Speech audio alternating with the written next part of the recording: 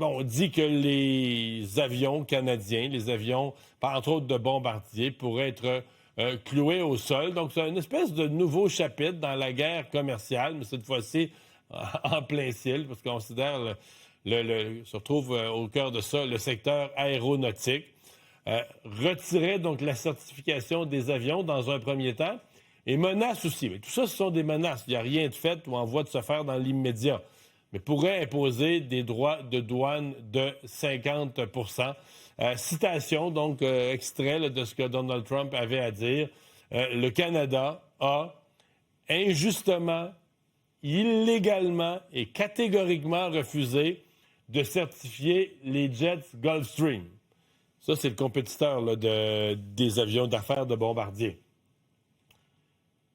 Est-ce que le Canada a refusé? Ce qu'on comprend, c'est que c'est pas tout à fait ça. Là. Le Canada étudie, il y a un nouveau Gulfstream, puis on fait l'étude du nouveau modèle. Et donc, c'est pour ça, là, on dit, comme nos avions ne sont pas certifiés, on va retirer la certification de tous les avions Bombardier. Vous voyez, comparaison, le Bombardier, le Global, un avion, on dit, c'est deux avions assez semblables. Là, IV, c'est du jet d'affaires, c'est vraiment... on dit le Bombardier Global se démarque peut-être un peu plus par son confort. Il est quand même très rapide. Le Gulfstream serait encore plus rapide. Peut-être moins sur le confort. Mais donc, c'est vraiment les deux compétiteurs, là, les deux avions qui se font face. Et bon, le Canada dit que le processus de certification est en cours, que l'avion américain va être certifié en temps et lieu. Mais pour Donald Trump, ça va pas assez vite. Puis quand ça va pas assez vite à son goût, ben c'est ça qui arrive. Là. C'est les menaces, etc.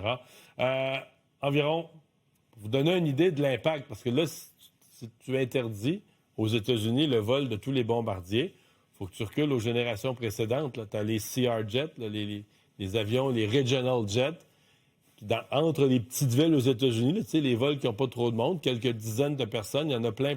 On dit environ 5400 avions immatriculés aux États-Unis. Donc, autant des jets privés de PDG de compagnie, là, les amis de M. Trump, que des avions, des Regional Jets qui transportent des passagers, seraient du jour au lendemain cloués au sol. Donc, vous imaginez un peu l'ampleur de l'événement, de ce que ça aurait comme impact. On dit ce matin, l'action de Bombardier est en baisse de 8 il faut remettre ça en perspective. Là. C'est sûr qu'une nouvelle comme ça crée de la nervosité sur les marchés, une certaine panique. L'action de Bombardier avait monté de 165 depuis un an. 165 là, elle rebaisse de 8 ce matin. Fait que ça remet un peu les choses en perspective. Mélanie Lucier est PDG d'Aéro Montréal. Bonjour, Mme Lucier. Bonjour, M. Dumont. Inquiétant comme nouvelle? C'est sûr que c'est pas rassurant, c'est surtout surprenant. Mais comme je le disais à certains de vos collègues, ça fait un an qu'on navigue malheureusement dans un environnement d'affaires qui est de plus en plus incertain. On n'est pas à l'abri de certaines sautes d'humeur du président américain. Donc, oui, surprenant et certainement inquiétant. On va voir la suite. On a confiance que le gouvernement canadien est déjà en discussion avec les autorités américaines. Mais c'est sûr que certain qu'on attend de voir la suite, là.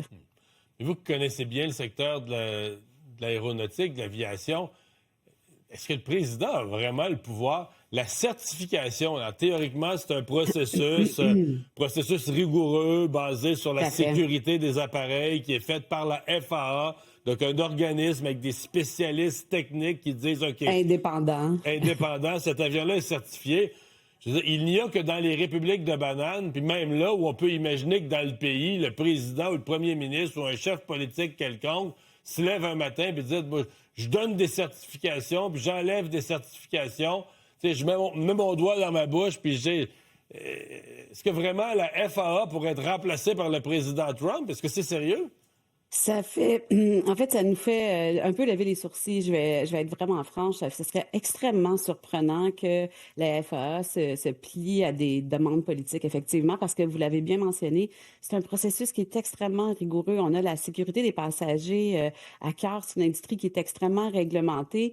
Et certifier un avion, ben ça prend des années. Ça coûte extrêmement cher aux entreprises. Et c'est le cas autant pour les entreprises américaines que pour les entreprises canadiennes. Donc, ce serait quand même assez surprenant que la FAA réagisse comme ça. Mais après, on va voir ce qui va se passer dans les prochains jours. Là. Ouais. Parce qu'on se comprend que pour Bombardier, aujourd'hui, c'est une compagnie qui s'est redressée, qui va aujourd'hui et qui a eu ses misères, c'est le moins qu'on peut se dire, mais qui va aujourd'hui dans son créneau très bien. C'est comme une espèce de caillou dans le soulier dont Bombardier n'avait pas besoin, là.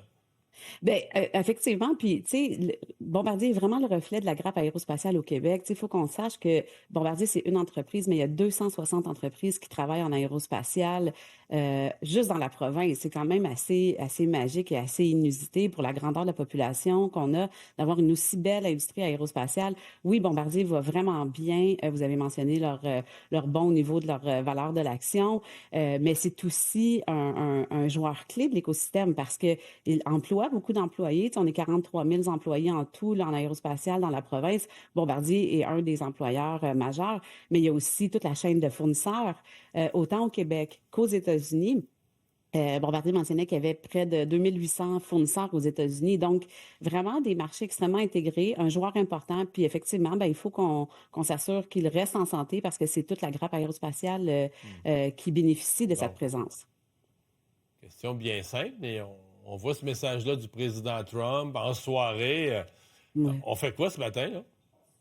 Bien, ce qu'on fait, c'est qu'on travaille avec le gouvernement canadien pour être sûr que, justement, comme vous le mentionnez, on n'a pas mis de sable dans l'engrenage au niveau de la certification des appareils Gulfstream, puis que c'est des délais qui sont normaux, qui sont attendus parce que, effectivement, le G800, ben ça fait pas si longtemps qu'il a été certifié aux États-Unis, donc il faut faire Ouais, mais vraiment démêlons les ça parce étapes. que ce que dit le président, c'est pas vrai, Ouais. là. Les Gulfstream là, américains qui ont de l'historique, ils sont certifiés. C'est pas vrai qu'ils sont tous pas certifiés, là.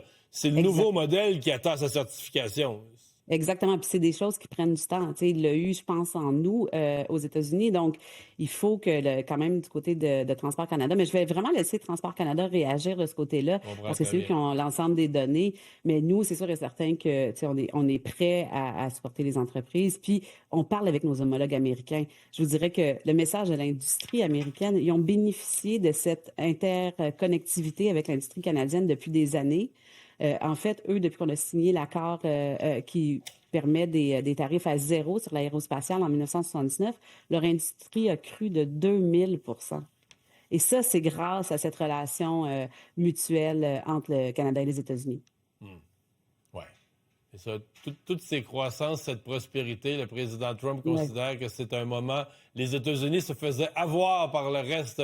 Jusqu'à son arrivée, les États-Unis se faisaient rouler, se faisaient avoir par le reste de la planète. Fait que c'est ça la théorie du moment à la Maison-Blanche. Mais Oui, allez-y. si je peux me permettre, l'industrie aérospatiale, c'est le seul secteur manufacturier où la balance commerciale est en faveur des États-Unis. Ah, Donc, en plus, bon. c'est le poster child, l'exemple parfait de les exportations sont plus grandes que les importations. Donc, ils bénéficient, dans le cas de l'aérospatiale, c'est très, très spécifique, d'une balance commerciale positive en leur faveur. Donc, c'est assez C'est bon. surprenant. C'est bon à rajouter dans l'argumentaire. Merci d'avoir été là. Ça me fait Mélanie vraiment plaisir, Lucier, M. Dumont. PDG d'Aéro Montréal.